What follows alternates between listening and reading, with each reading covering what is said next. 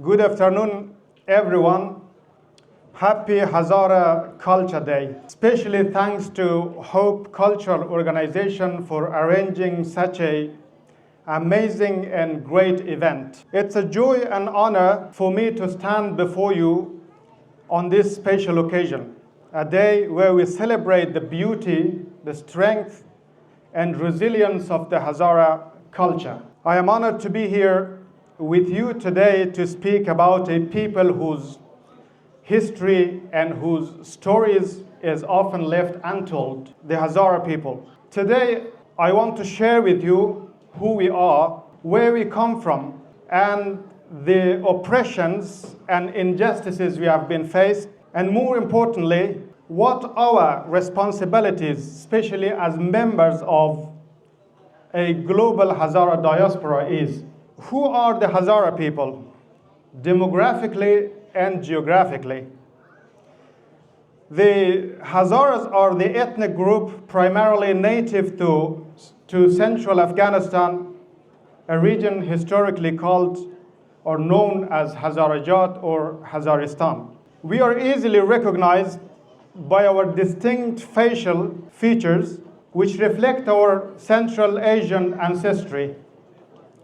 Estimates of our population vary, but it's believed there are between 10 to 15 million of Hazaras worldwide.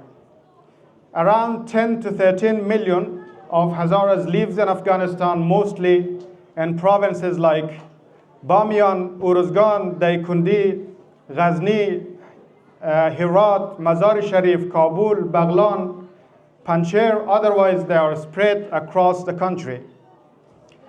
A large number have fled their homelands due to persecutions.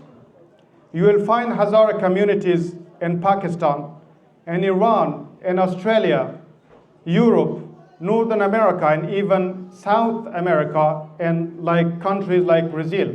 Here in Sweden and in Scandinavian countries in general, we are a part of a growing Hazara community that includes young people who were born and raised in these countries. Our language is usually Hazaragi, an ancient dialect of Persian, or so-called Dari in Afghanistan, enriched with Turkish and Mongolian influences. But many of the new generation are growing up speaking the language of their host countries, like the Swedish Hazara speaks mostly Swedish. The Norwegians, Norwegian, of course. But many of the generation are growing in these countries also speak English. And that's why this message and this speech is in English for a global outreach, for all of us to understand. Now, the Hazaras, our history, a history of pain and resilience. It's important that we have to remember that our history is not bearing pain, but also we have a history of resilience. Our history is one of strength, but of great suffering. In the late 19th centuries, under the rule of a colonial Britain-backed cruel Afghan king named Abdurrahman Khan in Afghanistan, Hazaras faced systematic genocide, severe genocide. More than 60% of our population was killed, and many were enslaved or forcibly displaced from their ancestral lands, from their homelands. Our homes, our lands were taken, occupied. Our people were barbarically tortured and sold as slaves across the country. Entire villages of the Hazaras were wiped out. Those who survived were scattered.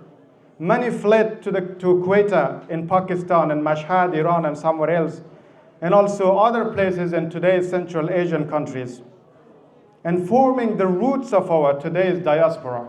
But the persecution, oppression, and genocide didn't stop there. In the 20th and 21st century, Hazaras have been systematically discriminated against, denied access to education, excluded from power structure, and frequently attacked by Islamic groups like Taliban, Daesh, and Lashkar-e-Jangvi, and so on. One of the darkest chapters in Hazara history was during the Taliban regime in the 90s.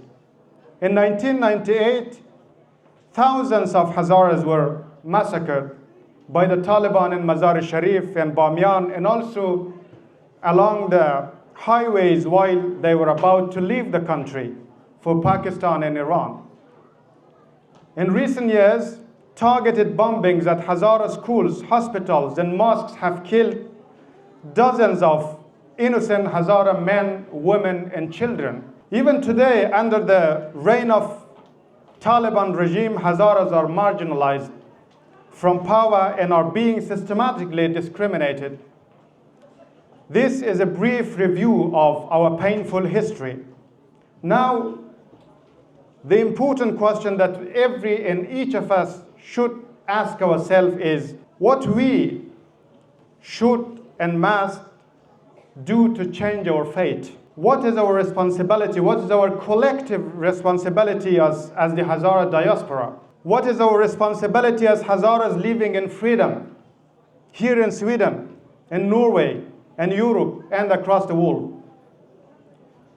We are the descendants of the people who survived genocide. That give us not only a burden of painful history, a painful memory, but also a great responsibility to act. Let me highlight 3 key responsibilities we carry, each and every one of us. The first one is to preserve our identity. We must not let our identity fade away. Even if we don't speak Hazaragi fluently, we can still learn our songs, our poetry, our stories, and our history to our children. Let's teach our children where they come from. Let's teach them to be proud of their ethnic identity, not ashamed. Let's teach our children to be proud of their Swedish, of their Norwegian, of their German, Danish, American, etc. identities. Let's teach them to be grateful and good citizens of their new country and do good to the societies that have given them this opportunity to bloom. Let's support our elders, our artists, our writers, and all those who work hard to empower our people and make our society to a better one, like Hope Organization. This is our number one collective responsibility toward our people. Number 2, learn our history and speak the truth. Our history has been denied and rewritten by others, by those in power. But we are the writers of our own narrative now. We must study and document the truth about the massacre, about the displacements, about the resilience of our people. We must educate others, both inside and outside our community, so that the world knows what our people have gone through. Number 3, empower ourselves through knowledge and progress.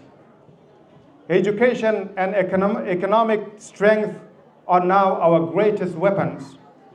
Here in Europe, we have the freedom of speech, we have access to education, we have access to security and opportunity. Something many of our people back in home, they still dream of. Let's use these tools to build a strong community, become doctors, become engineers, artists, activists, entrepreneurs, and contribute to democracy, human rights, and economic progress in this, our new homeland. Help one another, support Hazara-led organizations, invest in our community's future, both abroad back in our homeland. To be Hazara is carry a pain, yes, but also to carry hope, resilience, and legacy of resistance. We are more than victims of history. We are the builders of our future. Let's not forget who we are. Let's not forget the thousands of asylum seekers, among them Hazara asylum seekers stuck in a limbo situation in Indonesia.